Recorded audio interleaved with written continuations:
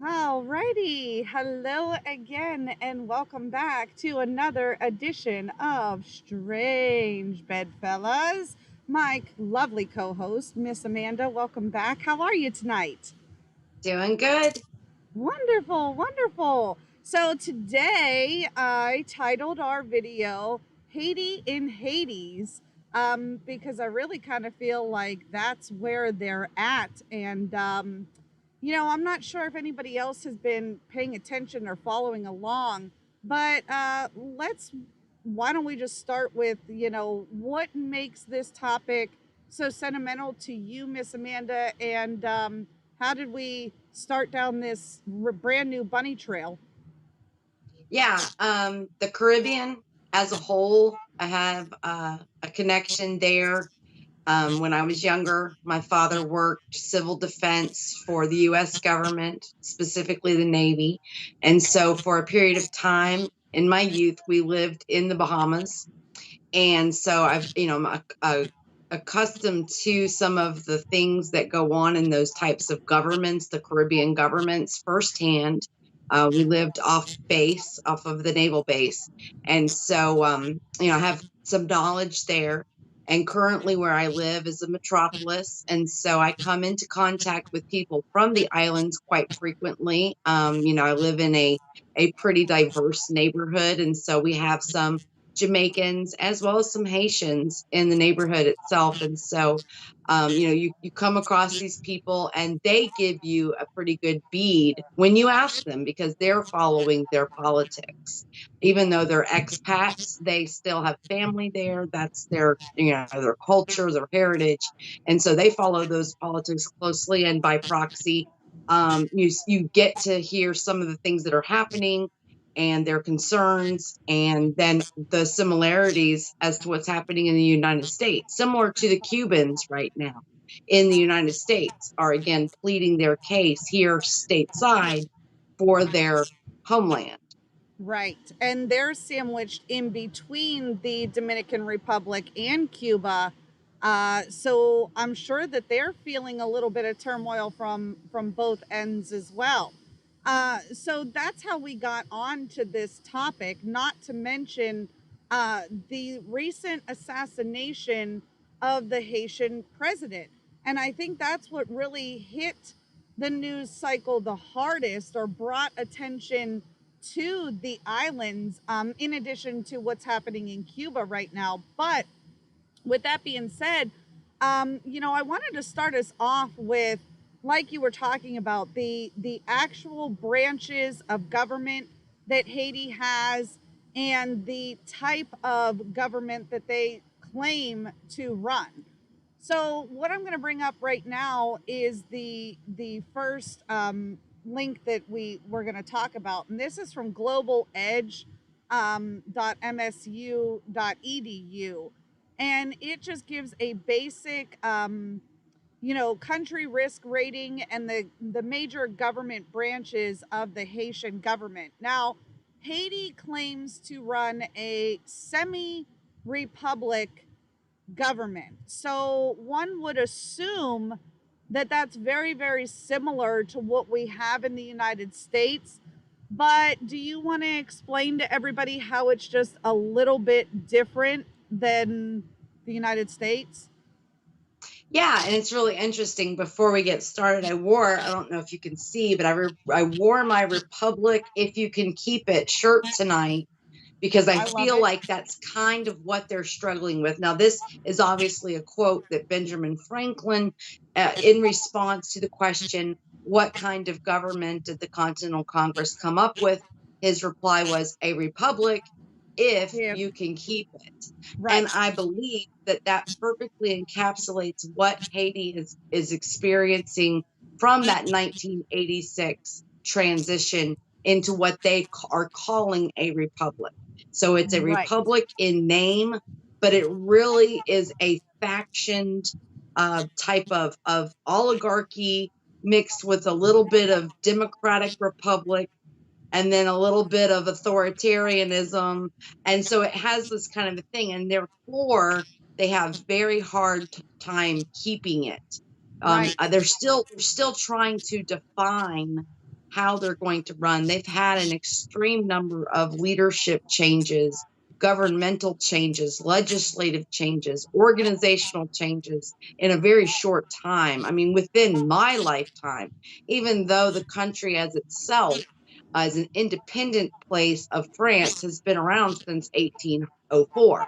Correct. So even though they've been a country unto themselves, they have by one way or another have had a ruling class externally this entire time, and so they're still they're struggling to come into their own. So we call it a republic because they're represented by individuals, but then those individuals don't represent the people; they represent the external interest of the outside forces that are trying to ultimately control the outcomes.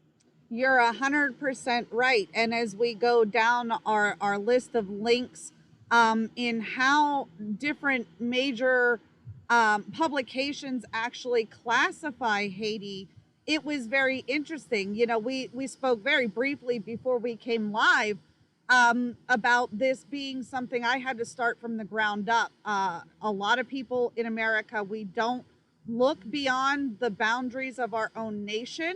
So when we go to talk about other countries, um, you know, we hear one thing, but we don't necessarily process it the way that it is. We process it the way we think that it should be, or we apply definitions to words differently. So that was one of the very first things that I did notice going down the list. You know, with this very short and concise explanation of the government branches, it will tell you that, you know, an election cycle for the executive branch is 5 years, the judicial is 10, and then the legislative is 6 years for the Senate, and then 4 years for the Chamber of Deputies. So the funny thing is, in the next slide that I want to pull up for you guys, is the breakdown from globalsecurity.org, and it tells about, you know, the current charter and some of the problems that are I guess seen from the outside world when it comes to how they conduct their elections and how their government is supposed to run. So, like you said, there's a president in an election, but there's also a prime minister, and he holds a completely different rank than the president does. Correct? Correct. Yeah, the prime minister serves many roles, head of state being one of them. He does all of the dealings with the outside influences. And so the president is by and large a placeholder for authority, but not really a decision maker. And I believe that's why Moise came under such scrutiny from the very beginning, because I believe he really wanted to institute a republic in its traditional sense, being representative of the people for their best interest. And some people didn't like that. And His opposition. it's really interesting because we're going to get way into that. Now, according to globalsecurity.org, I have it highlighted here. Haiti's prime minister is accountable to parliament and cannot be dismissed by the president. So the president doesn't preside over the prime minister, but the parliament controls the president. So I kind of see what they're trying to do here, where everybody is accountable to somebody else. But you know, it's really interesting how it kind of goes in a circle and almost negates their attempt to make everybody accountable. It's almost like it's too much. Right. It's too much policing. I think it chops their knees out from under them when they have so many people with authority, or supposed authority. It's akin to too many cooks in the kitchen. You can't get anything actually done. And Right. again, without getting too far ahead, I think that Moise sought to change that, and so he brought upon himself some persecution because the powers that be do like it the way it is. Everybody gets a little slice of the pie, and nobody's actually held accountable. And so things would change if there was an ultimate answer of authority to someone in particular. Now, obviously, Moise wanted it to be the president, and he being the president, that made it look like he wanted to be a dictator. And they do have a dictatorship past. I believe by and large the people of Haiti are fearful of that. So anything that looks authoritarian, they run from it. They're very easily persuaded that anybody who wants to take the reins, good or bad, is ultimately bad. And because that would lead to the dictatorship they don't want. But Right. again, we have to have somebody to stand up and be the lead voice, much like in America we had men that made up the Congress. But in history we remember the key players that stood up and were allowed to take a leadership role, and therefore some of the credit. And we called them our forefathers. Right. And so similar to like a Thomas Jefferson or a Benjamin Franklin, you have these authority figures that necessarily were in charge of the narrative, but weren't authoritarian in nature. Yeah, and it's funny because the more that we will read, and I just want to hammer this all home. I'm kind of just scrolling through the rest of this global security article. It's really long, but it's really interesting when you start talking about not only how they split up their government, but in comparison, like you said, to the United States, where they're constantly trying to have, a check and balance process as they go through the line. So I think that the next article actually talks about how they put everything into like districts, and then the districts go into smaller communes, and the smaller communes are almost like the municipalities of the United States, and things like that. So you know um their citizenship is citizenship by birth. No citizenship by by descent only. Basically, at least one person, one parent must be a native born citizen.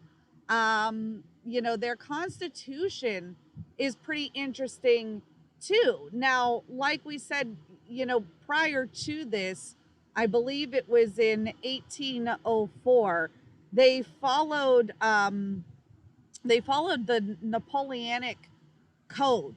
That was basically what they based their constitution on. And I thought that was really interesting because when you open up the Napoleonic code, first off, I never really heard of it, so let's talk about that real fast. It's the French Civil Code. It's supposed to be defined by the concept of equality and secured right to property. So whenever you go in to read from the Napoleonic Code, it will give you very in detail, in depth situations and how to specifically handle each situation. Now, I thought one of the greatest things about being a republic was a right to due process. So, in a way, I guess this is due process, but My question, and stop me if I'm wrong or going in the wrong direction, but like, how does everyone get the sense that they're innocent until proven guilty if there's a laundry list of specifications that if you check all the boxes, you're guilty, and this is, you know, there's no real consideration into your past or your present. No, this is your punishment. Let's carry it out. Right. Yeah, I mean, it's there is definitely a two-tiered system. So you have the aristocracy and then you have the working class, France being the example. France has a history of its own problems.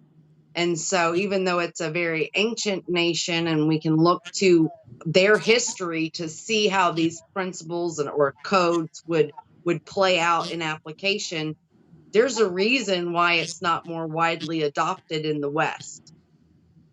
It's another failed process. So again, there's pitfalls to everything. So depending on who you are, who you know, that defines your due process.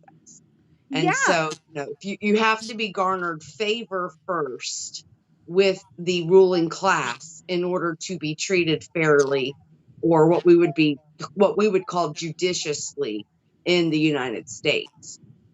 Yeah. But again, the Napoleonic Code was written and adopted and prescribed well before America really had its founding and getting it together ourselves. We're still a work in progress, and so there's a bit of arrogance, I think, on the United States side to say, well, that's obviously wrong, because we're still working some of our codes and laws and our balance of powers out, and who is, what is fair, what is judicial in our system. That's being questioned heavily again now.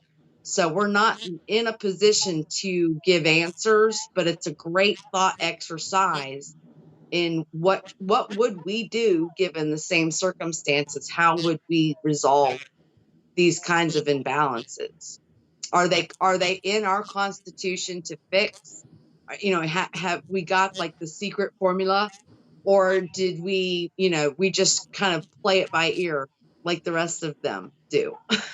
you know Well, I think, as far as the secret formula goes, I think that that's a really good way to put it, because when I was looking over this information, I thought to myself, wow, how amazingly brilliant our forefathers were to not narrow, a specific judicial process down to a science, and leave it more open ended and circumstantial than to say, every time this happens, it's going to happen this way, and this is the proper recourse for those actions, because when it happens this way, we want to treat everybody fairly across the board. And I believe that there's a lot of people these days who would think this is the epitome of equality, that no matter what happens, it's written in stone, and we're going to carry it out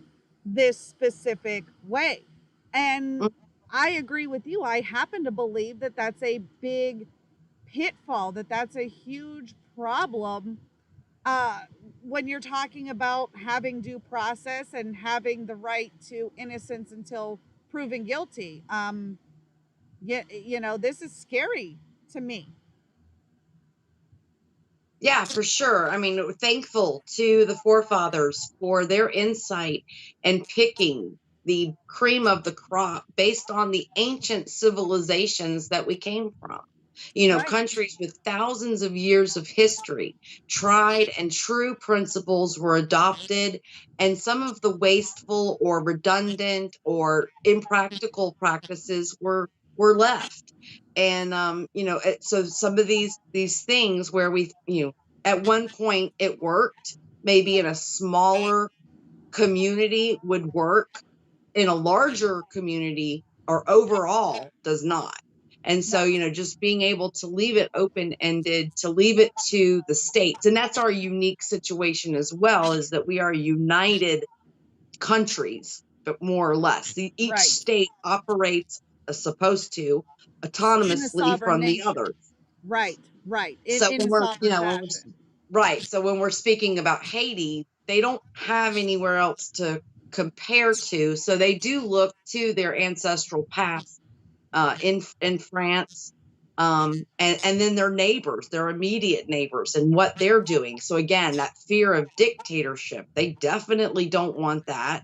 No. They definitely want to have a democracy, so to speak. Everyone wants to have a voice, but then how do you make that happen and have someone in charge that's not nefarious? You Well, know.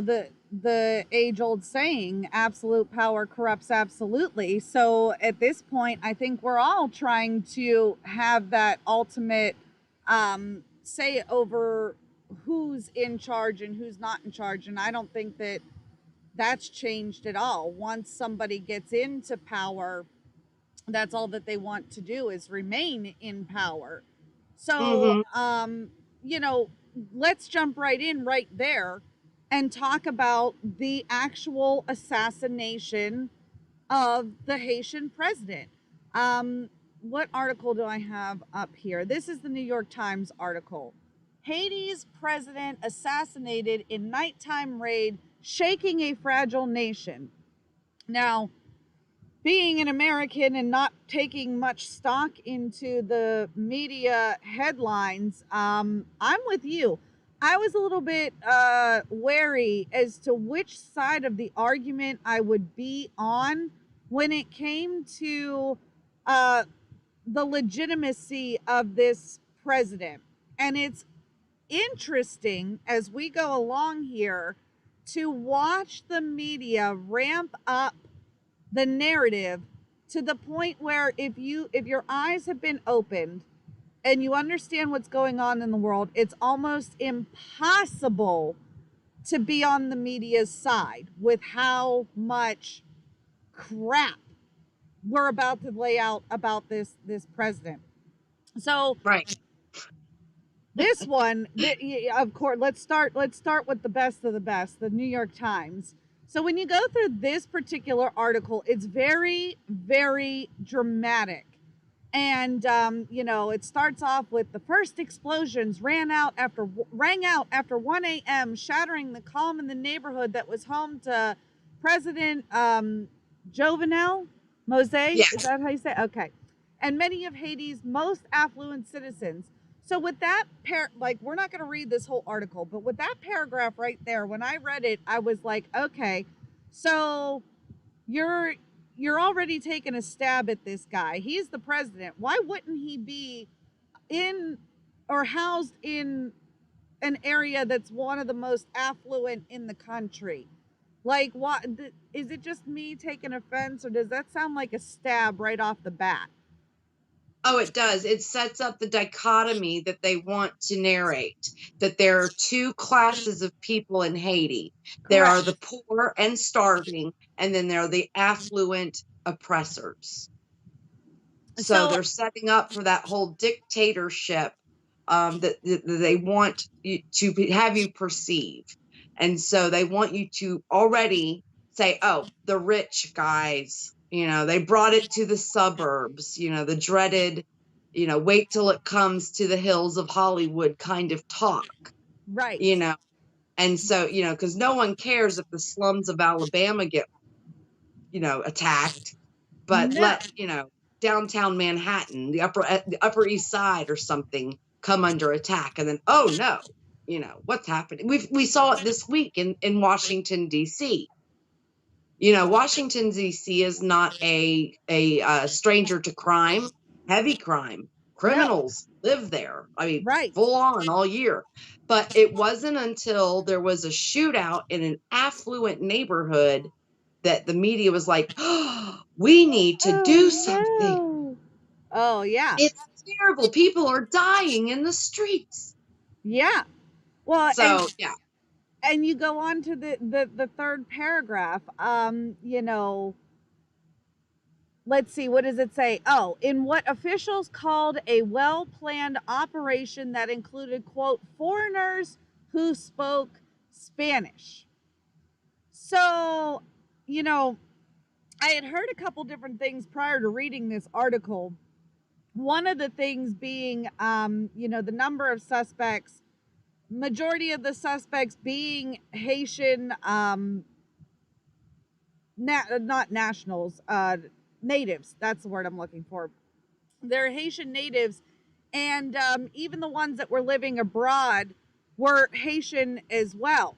Not saying that anybody's being racist or insinuating anything, but it was just weird how the suspects' nationalities or affiliations changed as I went through the article. So the New York Times, obviously they wanted to make it a Spanish type affiliation, and we'll go through the Yahoo article and then the Bloomberg article, which happens to be my favorite article, and go down and talk about the different speculations, and then what the actual Haitian government came out with. What was it, like 2 days later or something like that? I can't remember the dates on them.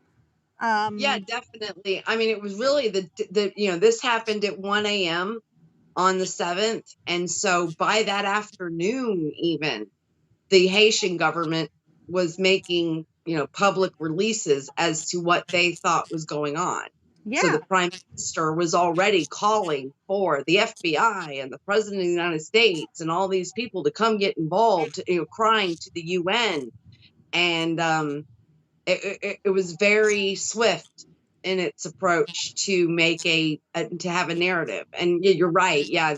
As the details of what happened have come out and who they caught and who they suspect and who's still on the lam, the Colombians were pretty easily caught first. These I think that these poor guys were duped. They were hired.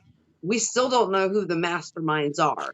All the Right. articles allude to the fact that we have not caught up with the actual mastermind, or if it's known that they're not, apprehended at this point. But the pawns have all been caught. Right. So So the yeah. the article that I have up now is from the Haiti News Today, and it's the official press release from the Police Nationale of Haiti, and this was released on the 11th, so it was actually 4 days after the incident, and they confirmed that they had identified a total of 29 individuals suspected to be involved in the assassination. Of the 29 suspects, 26 were Colombian nationals and the other 3 were of Haitian descent. So again, we go back to the misinformation that was reported prior to. Now, I didn't think to save that article that I was reading or even give it a second thought. But obviously, the Haitians knew that the craziness that was coming out was wrong. They had a very good idea of as to what the heck was going on. Right. And I think even Moise had an idea based on some of the articles that we have linked, was that there was a plot in place prior. His presidential position was in contention from basically the time he took office. Right. So there were immediately claims that he won fraudulently, that his entire presidency was a fraud, that, in 2019, there was, or 18, no, 19, there was, talks of overthrowing him, a coup. He was being accused of money laundering and all sorts of improprieties.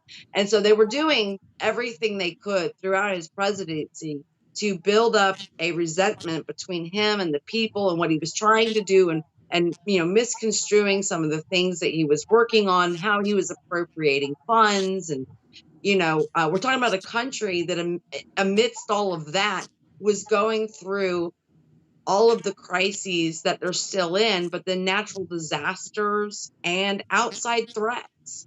And so, there was a whole heck of a lot going on in a short period of time. But again, I believe that his administration, he himself was aware that he was already on some thin ice. And so, immediately I think the outside world, maybe the media looking in, was like, oh yeah, for sure. It was totally a revolution. It was a coup d'etat. The people rose up and they killed him. No, it was somebody else outside, maybe the opposition, because that's interesting.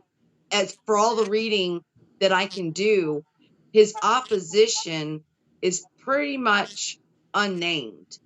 I Yeah. still can't get a bead on who his opposition is and or what he stood for. I No, can't and find and a I platform agree on with him. you there. So Yeah, I so can't find anything on like who these people are, but what I have gathered is it's a whole bunch of factions. So you've got yes. communists and you've got anarchists and you've got people who want a democracy and people who want a some kind of authoritarian government. They just want to be in charge. So you've got all these different people, and that again, that's similar to the US, where you have a people who were supportive of Trump, and then you had everybody else. Now, they were unified by the fact that they didn't like Trump, but they were not unified in that some of them were Sanders supporters, some of them were, Biden type, centrist and things like that. You have others that were just anarchists and they don't want government at all, you know.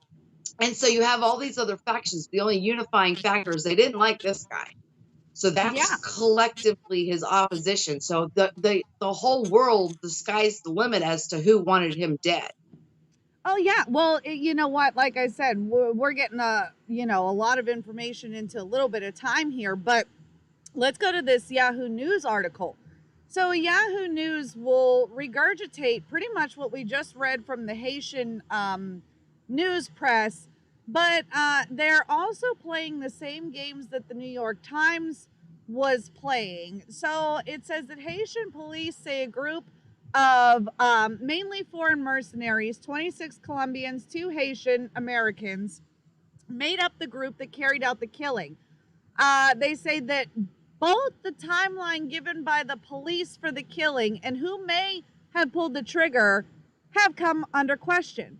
So my question for Yahoo is, if the Haitian police told you what they believe the timeline or occurrence of the events is or are, who are you to be questioning that official narrative? And I think that leads into what you're saying about these factions that may or may not be supporting um, either the president or the president's opposition, or I should say former president and the former president's opposition.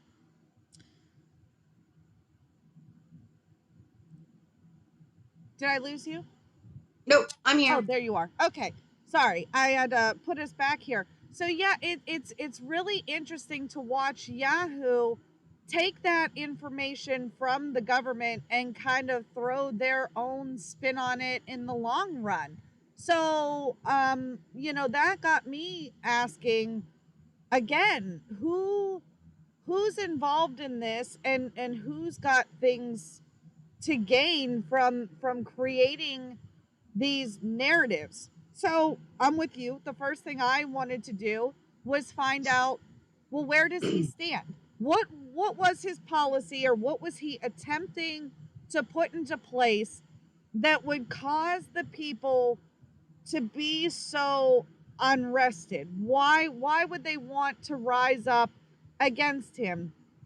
So it's interesting, when you go to look for that type of information. I'm going to go ahead and skip. We'll come back to that Bloomberg article, but I want to talk about, let me find this here. Oh, the People's World article, because this was really Mm. really a good article.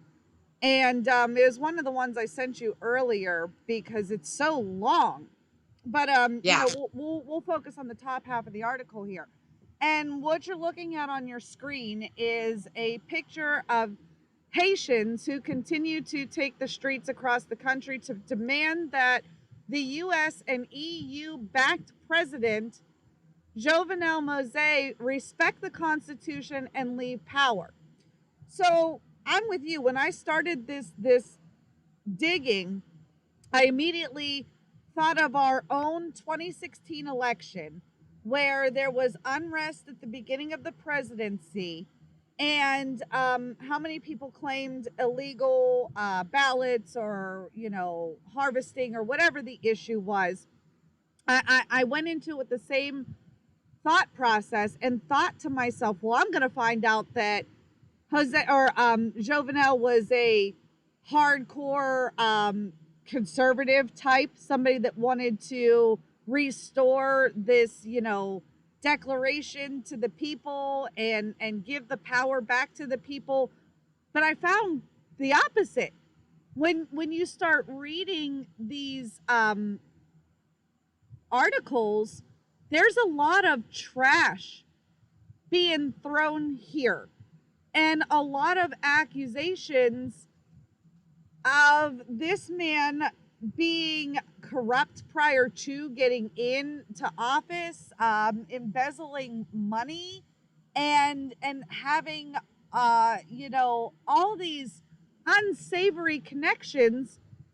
But again, it's not things that are easily verified. You can't seem to find any information backing this up other than the articles that they're writing. Do you know um, anything about this guy? I mean, he just kind of burst on the scene in 2015.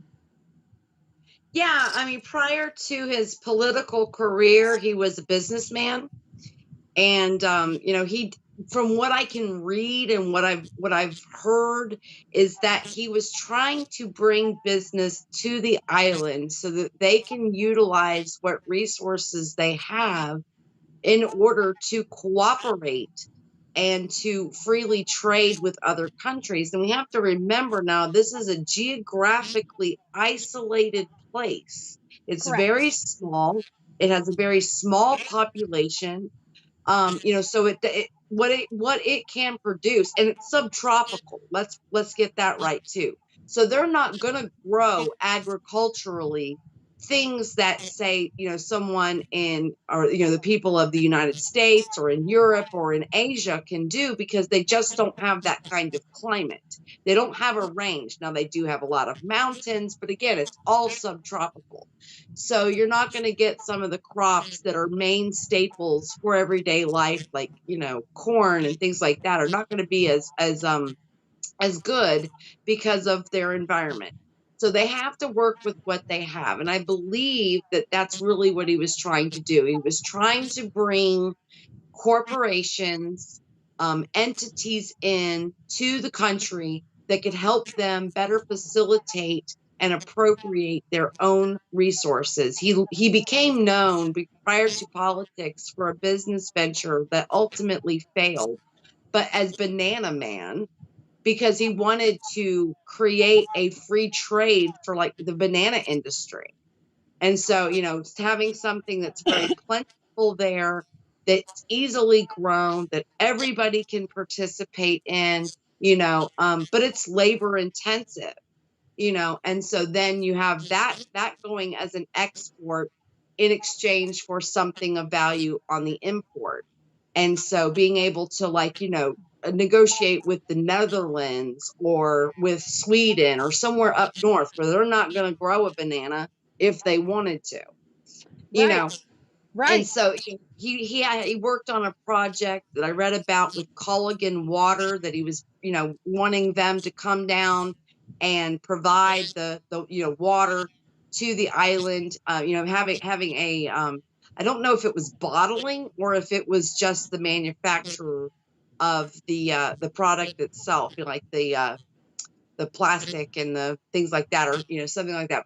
But yeah, I mean, he was trying to bring things to the country as a private citizen that would enrich the people in what we would consider an entrepreneurial type of fashion.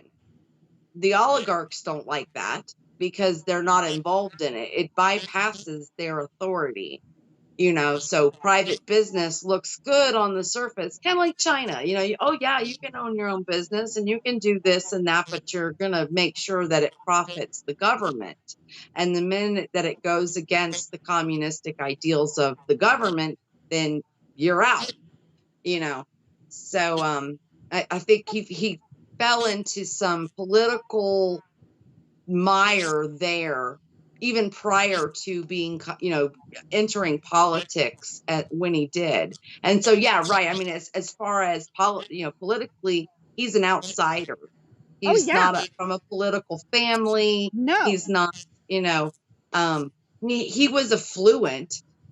He's not like a rags to riches type of story, but I Right, mean, right, right. comparatively, yeah, I mean, he always had, a bit of what we would call privilege, there in the island, but that's just, sometimes that's just the way it works. It Yeah. seems like he was trying to use that privilege to do something good, to make Haiti more sustainable for itself and less obligated to those external forces that have, really been running the thing from its inception. And so he Well, wanted to get away from that and then empower the island itself to be autonomous. you and And I both know that that can trigger a very different emotional response in the quote unquote have nots, because they look at the haves as, kind of looking down or stepping down on them, even though some of these people do things for the right reason. And it's mhm, interesting because as you're talking, I'm scrolling through the People's World article, and just kind of backing up your key points here. First and foremost, with how much contention there was at the beginning of his presidency, he either was being undermined, or there was no authoritarian active or action behind his direction, behind his directives.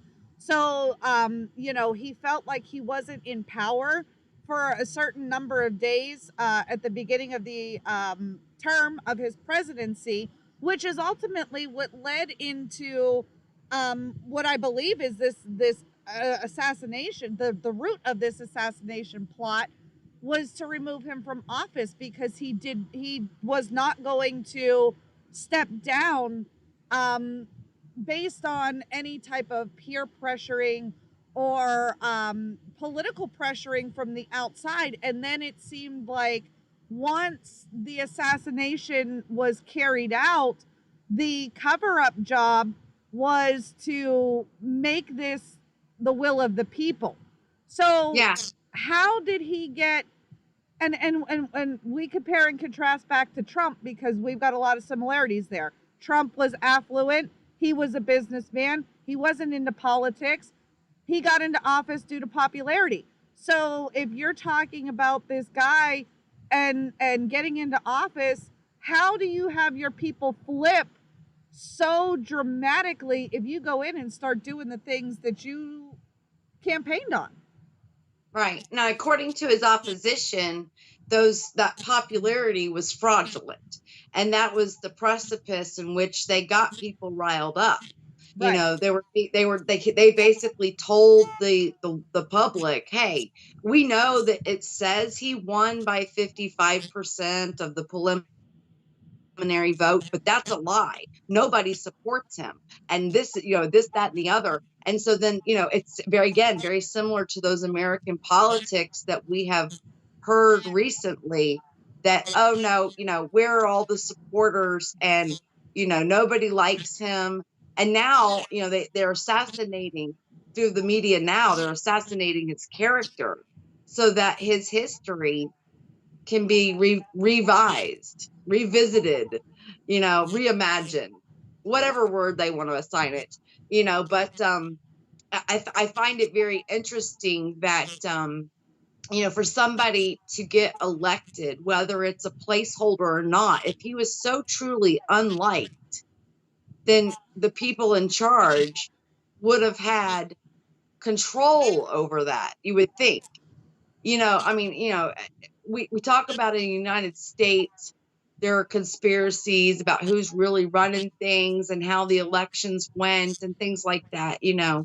Um, but in a country like Haiti, where they don't have that kind of sophistication, then Yeah. if they really wanted to be in charge, if they really are in charge, these unknown people, then he wouldn't have gotten into any kind of office to begin with. He would have met his fate a long time ago. Yeah. So I find it hard. My inner self really finds it hard to believe that he was despised by the people, but I do believe that the people were turned against him, much like what we see now with Trump. Trump Yes. is toxic. You Yes. cannot be associated with that because of some of the unhinged people that have been put in place to represent him. So that guilt by association. So all the opposition in Haiti had to do was prop up people to say that he's this or he's that. And then the people, they don't have the same type of access to information that we have, as being, not that we're as not being Americans, but just being outsiders, not Right. living in it, Right. not being exposed daily to the propaganda. So we as outsiders can look in and go, oh, well, that's a lie and that's truth and that's half truth. But the people who are living in it really can't see. So just like we can't see our own problems and how to fix them, the people of Haiti cannot, really decipher truth from lies when everybody has something to gain. Because that is I think the ultimate question right now, and one I don't think we can answer, is who gets Haiti? Which country, which entity, which corporation, who is going to gain control from this? Only time will tell, and it could be a royal battle Well, for I was uh gonna for, say, for dominance. you did it again. You bring us right to our next point here, and we'll get back to the Bloomberg article and whatnot, but let's continue down this pathway for a second. So, on this, yeah, this is a good one. Yevenslinger.com. It's a, I'm guessing, just a collaboration of Haitian news articles. Now, this one happens to be in regards to a liberal feminist policy funding Haitian police for real. And it's interesting because if we go back to the Yahoo News article, and there's a Time article that I want to show everybody as well, it is explicitly stated that this president was a UN and US backed president. But when you get into, and I'm going to show you another article right after this one, but when you get into these articles, it point blank tells you that Canada trained Haiti's police force. And not only did they train them, but they also funded them. So it says right here in black and white, Haitians Canadian trained and funded police force is what has sustained the repressive, corrupt, and illegitimate Jovenel Moise as president. And if that's what these people believe, how is he a US UN backed president? That really trips me out just a little bit, because if Canada is training their police force, that, what does that have to do with us? I mean, yeah, it could still be UN based, but then why wouldn't you drag the UN? Why would you just say Canada? Right. Yeah, I mean, it's a collective. Again, anytime, what is the Murphy's law? Anytime that there's blame to be had, then you have the more people, the less that you have to actually be blamed. Carry But yourself. Yeah. But yeah, as far as like the U.S. backing, Moise had Trump's support in what his agenda was. He had some things going in, and they parallel in their time frames as to when they took power. And so in 2017, he had some immediate things that he wanted to, have done, and then he had some long-term goals for his 5 years. And so one of those things was the referendum on the Constitution of Haiti. And so basically, he wanted to propose a question, bring it to a vote. Do we want to keep this document, or do we want to renew it, revise it? Make something else, do something better, because in his own mind, he thought that that constitution, or the constitution they have right now, is the root cause of why they can't get the autonomous control over their own lives that they want, that the Right. people want. The, Right. the people want this autonomous control, but they don't have the means to do it because the constitution that they're living under holds them back and makes them captive to these outside forces that do their funding, like Canada being the police funding and force. Yeah. So he wanted really, I think, to, and again, I'm thinking these things as I get the little tidbits, because there is no information on what his actual platform No. was. No, there's And not. so you just have to like hear little clippets of things that he would say. But yeah, he wanted to do some controversial things. And so that made him unpopular, not necessarily with the people, but with the mysterious powers that be. And whether they're Haitian or multinational or foreign altogether is unknown. Well, But there are, here's the funny thing. Speaking of, Canada being the driving factor behind the police force here, it was very striking for me to come across this Communist Party of Canada page where they not only denounced the assassination of the Haitian president, but they also vowed here in the very last paragraph, they pledged to mobilize against any potential attempt of the Canadian military intervention following this attack. So, um, again, like this throws everything into a turmoil, because you would think, with our thought process, going through the motions and knowing what pieces fit, why in the hell would the Communist Party back this guy? I was just thrown through a loop by that whole thing, because I'm with you. I come up to the entire same conclusion until the Communist Party was like, nope, we don't agree with that guy getting, taken out, and if anybody tries to help Haiti become the opposite of what this guy wanted him to become, we're gonna mobilize against them. I don't even know what that means. What does that mean?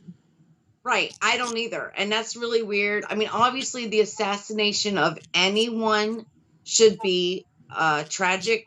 We shouldn't go, yay. So it could just be a simple virtue signal that they really didn't like this guy, but they know, just like you're not supposed to speak ill of the dead, be like, oh man, yeah, but he shouldn't have been assassinated. Do Well, you I think think it's a everybody false can get flag? behind that, but they may not necessarily want him to be in power either. Do you think it's a So false flag? Do you think that maybe um, they made this a claim or threat, if you will, to buy into the media bullshit? it's very possible, because I don't know any communist that is not at heart land hungry. They want all of the resources. But again, the Canadian communists may just feel like it's too far removed from their interests. Again, I think this has more, the land grab itself. Haiti has resources. Oh yeah. It's geographically positioned very strategically. It's in the Caribbean, which is, one of the most ideal places on this planet to be geographically. It's not the expanse of the Pacific where you're completely isolated. It's not at the tail end of some gigantic continent. It's not in Europe, Or and so landlocked.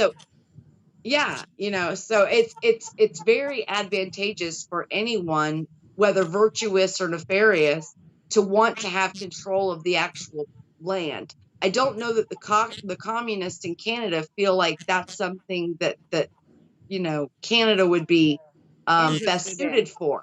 But I Right. can see them being totally in support of Cuba taking over. Yeah. Well, So let's talk a little bit about who should be in charge of Haiti. Let's get to our favorite article here since we've been yes, putting it on the back burner for so long.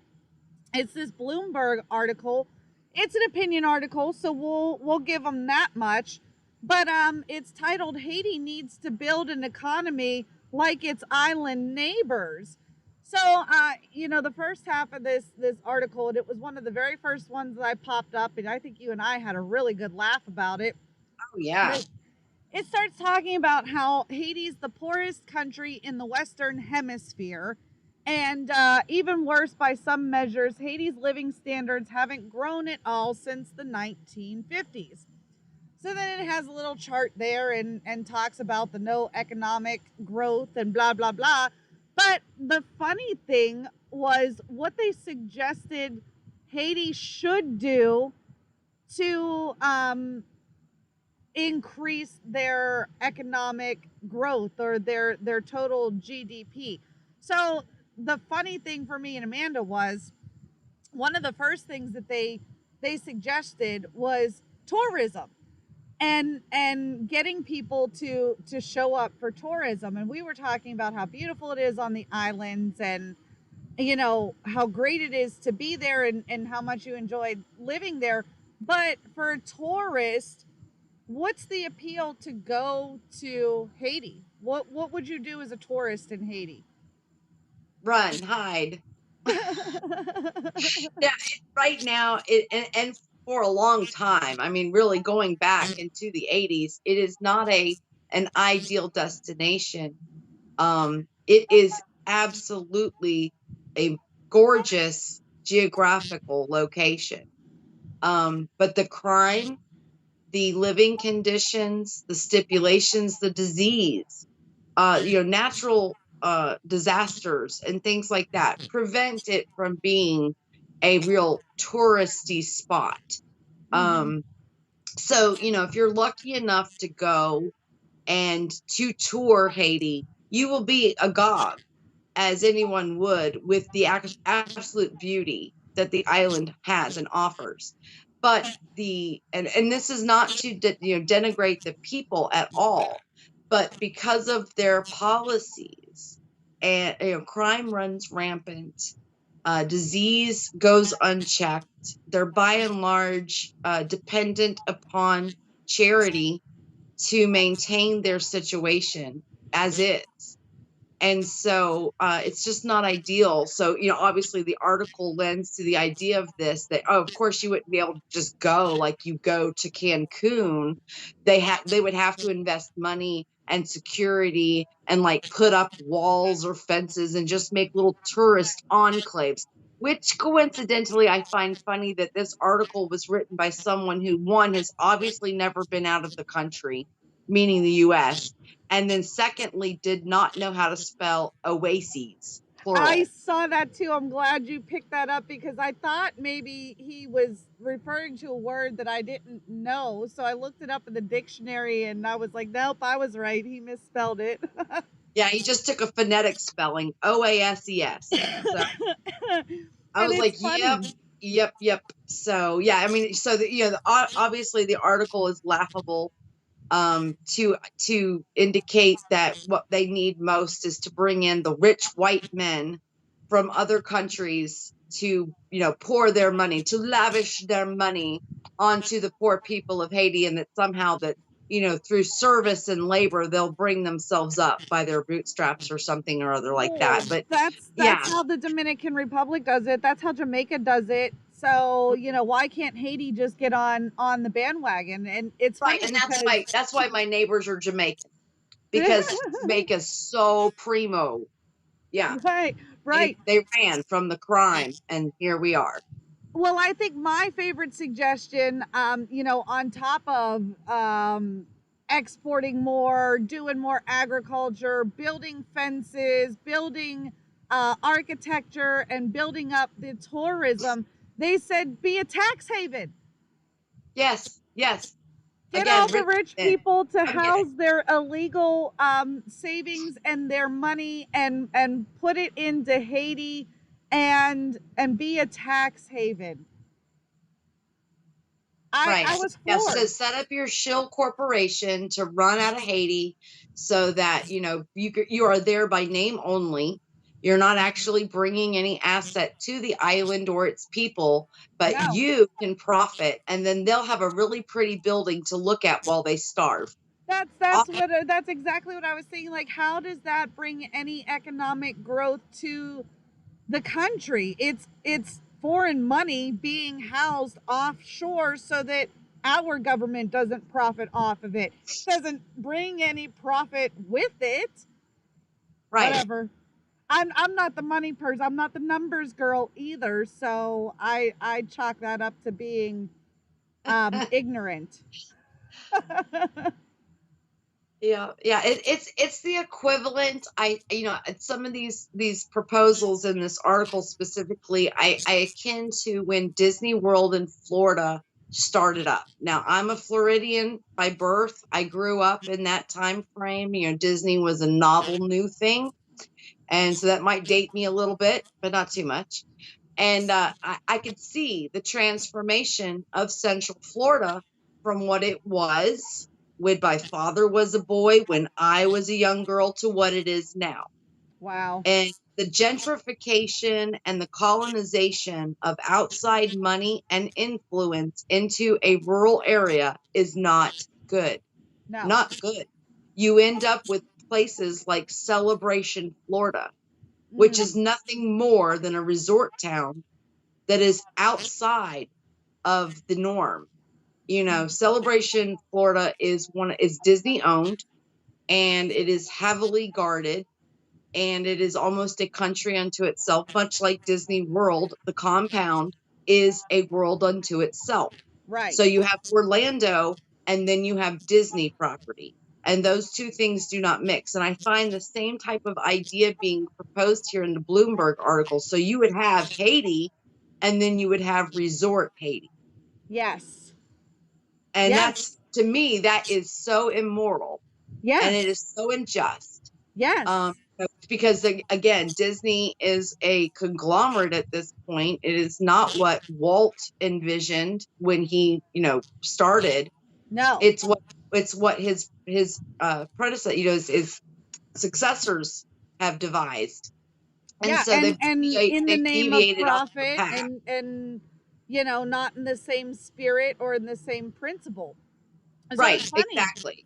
I Like you said, it's just it's crazy because even if you go to like the CIA website, it will tell you, pretty much all the transnational issues that Haiti is having. So not only do they have issues with like human trafficking and illicit drugs, but you're also, you're talking about dealing with a bunch of people who are living in extreme poverty. So I'm sure on a local level the crime rates are through the roof.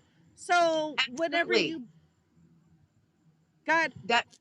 So I'm sorry, that just it sparked my memory. I wanted to make sure that I got this point. We had talked previously when you shared the Bloomberg article with me about who was being kidnapped, uh-huh. because that was kind of news to me. I was thinking, hold on a second, if they're so poor and impoverished, who's going there to be kidnapped, and then how are they making any money off of that? Well, that's really an interesting thing, because what I've read, and again, have to piecemeal and infer from the articles that are out there, they're kidnapping each other. Really? That's They're interesting. kidnapping each other. There are no outside people that they're like, for like, you know, like say a celebrity or somebody who's going and they're at risk. No, they're not at risk. They're See, just I thought it was kidnapping the affluent. affluent Haitians. Oh, okay. See, I thought it was affluent, even though the tourism was so Yeah. low that that's why they got a hold of It's just, anybody that they could. yeah, it's just infighting. They're trying to redistribute the wealth among themselves, much like you would have had like in Chaz or Chop or whatever the hell they Whatever you called want it. to call that. You know, Yeah. so you have this autonomous zone where these gangs of people have taken over parts of like Port-au-Prince and things like that, and they're warring with each other. And I think the best case scenario is that the rest of the world stay the hell out of that. Yeah. Um, we don't have any business in that. So if they're kidnapping each other for what little ransom they can get, I mean, they're also indiscriminately killing each other. It's true. So you know, I don't think that that's a political thing. That's not going to be solved by tourism. And I think that if you do bring tourism to the island, that that's only going to make it worse. That they're not going to be kidnapping tourists.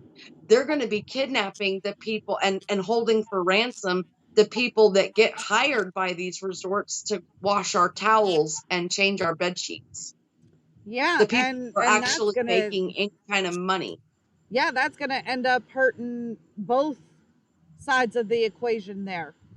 Yeah, yeah. So again, just I equate it to you know, things we see in the States, like with Disney, where they take over a geographical area, or in Mexico, where you have the resort towns, or even in the East, like in Indonesia and places, you know, where you have resort towns, and Hmm. everyone works for the resort. And the people that don't, there's a great deal of resentment because of the disparity of wealth and income. And so, you know, I feel like on an island nation where there's nowhere to escape, that is a recipe for disaster to create to a two-tiered society like that on purpose, where, you know, you can only have so many people work for the resort. Well, it seems like And that's exactly what they want to do. yeah, And so I'm who gonna gets Haiti? That's the question. Who's going to win this fight? well, it's funny because if you go to Al Jazeera.com, and it's called this article is the interim Haitian Prime Minister Claude Joseph to step down, and it's a whole big article about how he's stepping down out of power. He's doing it relatively quickly. I mean, we what 4 days, 5 days after he took over power, he's now stepping down from power, and it looks like who is this person? Who's this quote? Um, I don't know who this person is, so I need to go to the top of this article. Bear with me for a second here. The statement was issued after Mose's wife arrived in Haiti on a private jet clad in black, wearing a bulletproof vest. She prepared for her funeral. Other events to honor the slain president are planned this week. In an audio recording released Monday, Henry, which I'm guessing is the second in command, the prime minister, Henry Yeah, referred. I want to say that name. I mean, there's that's another unfortunate thing with these small nations is they all tend to be named something similar to each other. But I believe that's one of the Supreme Court judges. Okay, so well, this is the guy that's speaking. I just wanted to clarify who this was, and I want to tell you what caught my attention. So Henry, who's now referring to himself as the prime minister, said he would announce the members of what he called a provisional consensus government that would lead the country until the elections are held.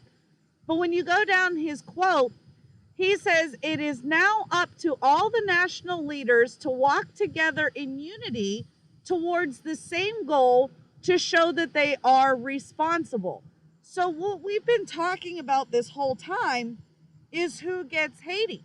So, it's very interesting now to have this Henry character, who I'm not exactly sure who he is, but he's powerful enough to step up, declare himself a prime minister, and then welcome the UN into his country in order to move forward. So, if we go by what all the communists were saying that the Haitian president was doing, why would the UN have to step in? Because then he would be moving towards what they wanted him to move towards. So now that you're having the third party step in, you're solidifying that he was not walking in lockstep with your plans for the United Nations. The United States is walking in lockstep with the United Nations. Biden is doing everything by decree, by dictatorship, by everything that the Haitian people claim to have wanted Mosé out of office for. Now you have the UN coming in and taking over. So, again, if you're not paying attention, you would be completely lost in translation. Right. Oh, and that's also that, that all of these articles, when they were written, because now is later in July. So when all of these articles were coming out the week after, everybody refers to him, Moise being US backed, Yes, right? yes. But what is mentioned in the article but not emphasized is that Blinken has since retracted that support and said, no, we don't support him. He should have been out of office. There should be no referendum on their constitution. He has completely done a 180 Well, from where here's they another were prior interesting to thing. the assassination. When they claimed the US backing of this president, it wasn't Trump in office. This Mm-mm. so-called backing came from the Biden administration. Right, but they changed their tune real quick when he got assassinated, or right before. I believe it was the week before. So it was like almost simultaneously when you're talking in political spheres. So the US comes out and says, we don't think he should remain in office for another year. We don't think there should be a referendum on the Constitution. He's going in the wrong direction and we withdraw support. And then he's assassinated. Wow. No coincidence? Very strange. It Very is strange. very strange. And okay, so it's a good time to bring up this Time article, because this Time article goes it goes the most into detail about what happened leading up to his election and what exactly the people, quote unquote, thought was going on. So, in the very first paragraph here, it says that Mose is digging in his heels, getting himself deeper into his contradictory, illegal, and unconstitutional decisions without the slightest concern for the reaction of the Haitian people. Hiding his head in the sand, he pretends not to hear or understand the hows from almost all sectors of society calling for change so they can enjoy the fruits of democracy. Again, there's really no say or decree or movement when it comes to, what do you mean? You said in one article that he was trying to sort out the election process and work with the people to solidify the elections, and then you turn around in the other article and said that you were mad because he was trying to do that. Now here we are in this Time article, and you're saying that, well, the people wanted to do that, but he wasn't doing that. They're all over the place. They don't even know what they want to say about this man. Yeah, it's very strange that we cannot find any information, one, about who he was, and secondly, about who didn't like him. So, we cannot get a clear-cut answer as to who the players are. It's very hard to figure out the motive.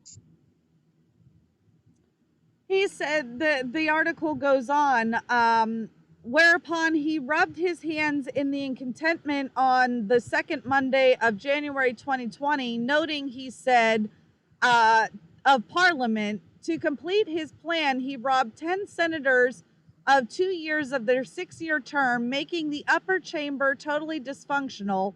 Having achieved his objective, he took over all affairs of the country, running the republic by decree. So you would think that they would be able to come up with a decree. I don't see any decree, just, repeated violations of the Constitution. The country rose as one to demand his departure from the national palace. Okay, so what was he oppressing? Right. Yeah. I mean, again, some of the articles kind of tidbit into that a little bit, trying to insinuate that somehow he was delaying or obstructing the election of Elections. the legislator. Correct. But then in the same article, they say it was due to the pandemic. Right. I read So that too. again, we had an election in the US during the pandemic, but it was fought hard. We basically changed all the rules and we did everything weird. And, again, Haiti, I think that they were wrong in postponing or delaying the election. I think they should have pressed forward. But again, it's their government, not mine. We didn't do it the way I would have wanted to do it either. So I really don't, we as a country don't have a place to go, well, they just did it all wrong, you know. No. So they can say that, as those people, as the people of Haiti can say, yeah, we did it all wrong. We royally messed up when we didn't have the elections. And it's not right because now we don't have anybody in office to make any laws. We don't have anybody in office to tell us what to do now that the president's been assassinated. We don't know who's in charge or who's running things or where we're going to get somebody to do this job. So that's unfortunate for them. I think that, the best thing that we can do is stay out of that. Somebody's going to step in, they're going to swoop in and they're going to play savior to Haiti and they're going to take over. I just don't want it to be the US. I really don't want it to be the US because I think that the things that we touch, we tend to corrupt. We're a little too myopic in our Yeah. understanding of other people and other cultures. We Well, don't what works we for us don't get the doesn't work same. for them. Yeah, Is we don't get the ultimately same. what it is. Well, the last thing I want to touch on from this article, and I misspoke. All this information is coming from globalpromohaiti.com. This is not the Time article. This is actual from Global Promo Haiti. And the last paragraph here that I have on the screen for the people, it says, as far as crime is concerned, the PHTK regime, led by the Banana Man, has broken all records in all fields. Regarding blood crimes, the president has transformed Haiti into a vast slaughterhouse, with the residents of shanty towns, especially in the surrounding capital, experiencing the brunt of them. This is interesting, considering that seems to be the most heinous crimes that he could be accused of committing, but it's the last sentiment in your article. So, how seriously should I take that information? Is it a stamp of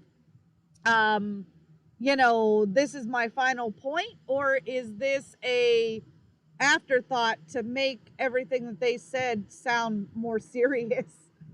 Well, yeah, I mean, I liken it to the demonstrations and protests that we experienced last year in America, right? Right. So if we were to say, people stormed to DC because they wanted Trump out of office. They went to DC and they caused absolute havoc in the streets. Does that mean that the people of DC are to blame for that, or the outsiders coming in, not necessarily outsiders of the country, but outsiders across the United States coming in to a specific area to make trouble.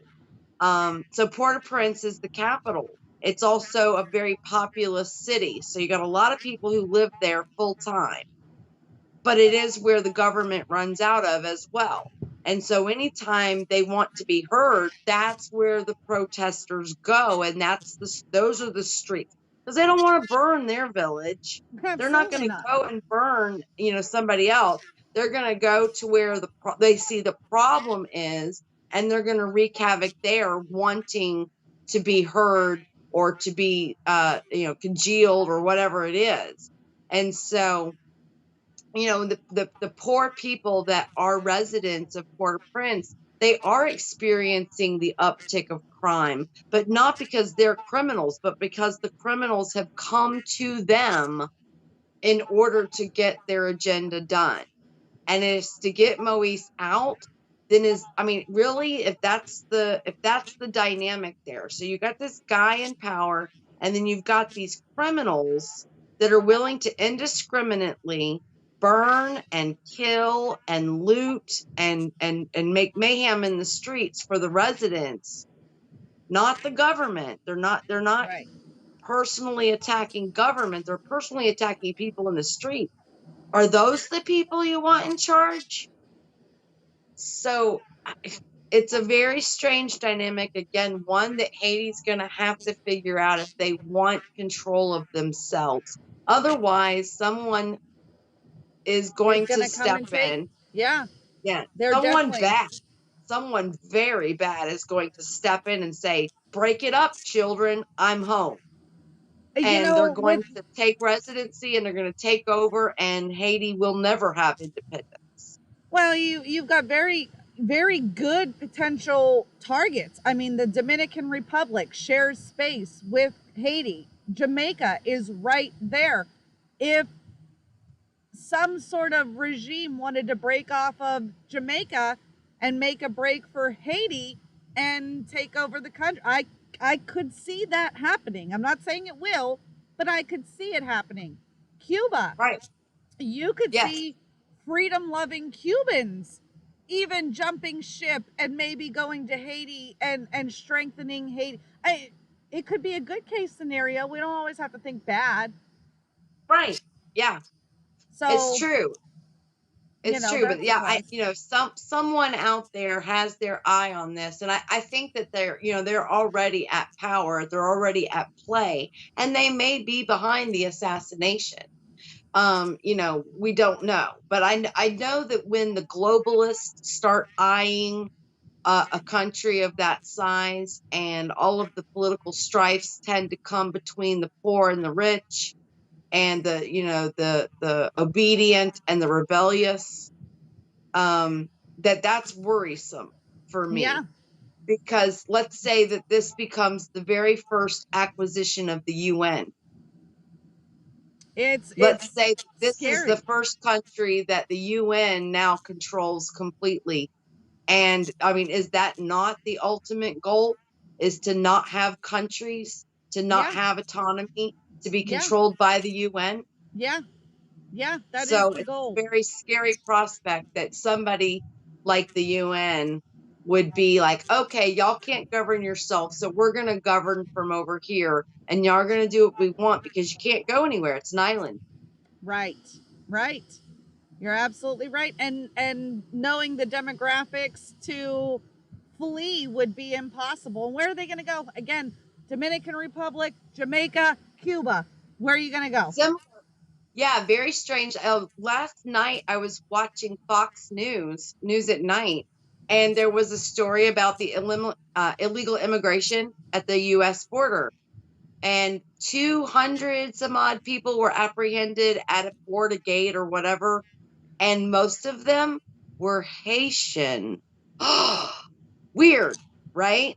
All of a sudden we have like hundreds of Haitians coming across into the United States But through the southern if border. they rid their country of their problem, why are they running? Yeah, I don't know. I mean, it's very strange. Why are they coming through the U.S. border? I guess it's because you can't come by sea. So, Yeah, I didn't it's a think of that. very strange dynamic there that that was a talking point. They specifically said most of them were Haitian.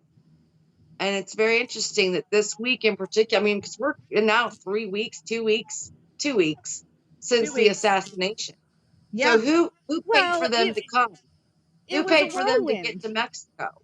It was a whirlwind. Nobody's even talking about it anymore. It was like, oh, assassination. It could have been somebody in Florida. We don't know. Oh, no, it's not. Okay, bye. That was it. Right. That was Yeah. it. It was a fly by night. And then all of a sudden, I mean, because I want to know who's funding these people to leave. Are they involved? Are they, running from what's coming? Do they have a heads up? They want to get to the US because they don't want to belong to the UN? I don't know. They would I know. really don't know. But they They had to leave with some kind of money. They didn't get something. here by magic. No, So, no, no. I mean, those are the questions that no one will ask.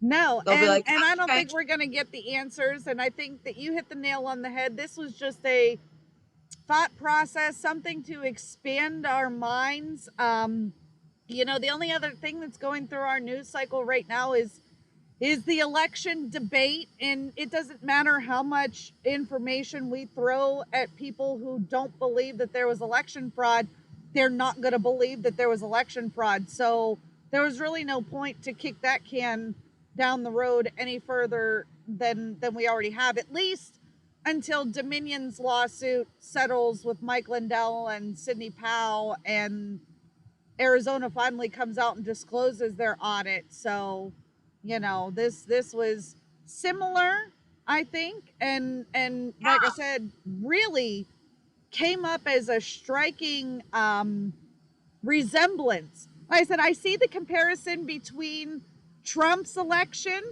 but I also see a heavy comparison between Biden's election oh, and sure. us It's just being in the the sides have same, switched. yeah, being in the same boat as the Haitian people, where we know that this is a fraudulent election and we now have to take order by decree. So we're not too far off the Haitian disaster, if you will. Yeah, exactly. And some kinds of cases, I wonder if it's not like Alice in the mirror. So we see something that's very similar, but it's actually a mirror image. So in our country, it's real. The Yeah, fraud is real, but in Haiti, it's projected. It's like, right. look, it happened over there, you know. And so we have to be careful that we don't fall through the looking glass True. and become a mirror image of what is reality. We do face similar dangers because we do have some serious factions in this country and outside that want some fundamental changes to the way we operate. Yeah. And the And UN is looming. They would love to have themselves a big chunk of US soil, and DC is looking delicious. yeah, absolutely. So if they can't get statehood, what could they become? True story. Well, Miss Yeah. Amanda, that's all I have. Anything else that you want to add to the conversation, or Definitely. Anybody who's looking to give humanitarian relief to what's going on in Haiti, be careful. Be careful who you donate to. right? Um, Good the point. that is a huge thing because the calls are coming out of Haiti for help. They need food, they need water, they need clothing, they need medicine, and that's another one of those things that we won't, because we're on YouTube, talk about. But they need some side of certain medicine that prior to the assassination they weren't getting. Right. So we need to be careful as Americans where we put our funds, and supporting the Haitian people, all for it. If you want to investigate and do the legwork as far as organizations go, there are good ones out there. there are bad ones out there. And I won't speak to who is who, because I feel like that's a long conversation. But do your due diligence, talk to people. If you live in a diverse area, engage a Haitian person in conversation, find out what they support. And if Right. you want to support Haiti, then support them. Great points. And again, we should all be voting with our dollars. So if you don't care where your money's going, trust and believe nobody else will either. So excellent. Wonderful points. I hope that everybody got all that. Happy hunting. If you happen to find any other information or little tidbits, anybody out there in the world, let us know. And that's all I got for you guys today. I will catch you on the next one. Bye.